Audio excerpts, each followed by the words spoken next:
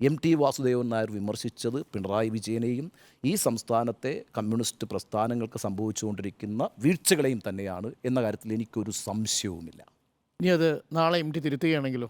അല്ല, ഈ ദേശാഭിമാനിയുടെ കാര്യം പറഞ്ഞപ്പോഴാണ് നമുക്ക് അതൊരു ചർച്ചയുടെ ഭാഗമായി മാറുന്നത്. നോക്കൂ വരുണേ, ഇപ്പോൾ ഞാൻ ഇന്നൊരു പ്രസ്താവന നടത്തുന്നു, ആ പ്രസ്താവന ഒരു സാഹചര്യത്തിൽ നാളെ തിരുത്തുന്നു എന്നതുകൊണ്ട് ഈ പ്രസ്താവനയെ സംബന്ധിച്ചുള്ള എൻ്റെ അഭിപ്രായമൊന്നും മാറില്ല. ഞാൻ പറയുന്നത്, നിങ്ങളൊരു പ്രസ്താവന നടത്തുന്നു, ഞാൻ അത്യാവശ്യം പുസ്തകങ്ങൾ വായിക്കുന്ന ഒരാളാണ്, ഞാൻ അത്യാവശ്യം വാർത്തകൾ വായിക്കുന്ന ഒരാളാണ്, കാണുന്ന ഒരാളാണ്.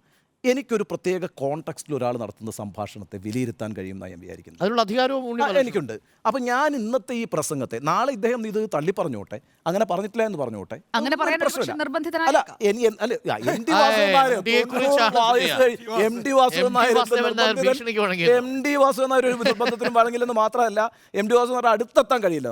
വീട്ടിലിരുന്നു കൊണ്ട് പേഴ്സണൽ ട്രെയിനറുടെ സഹായത്തോടെ വാട്സ്ആപ്പ് വഴി ഇംഗ്ലീഷ് പഠിക്കാം. English cafe.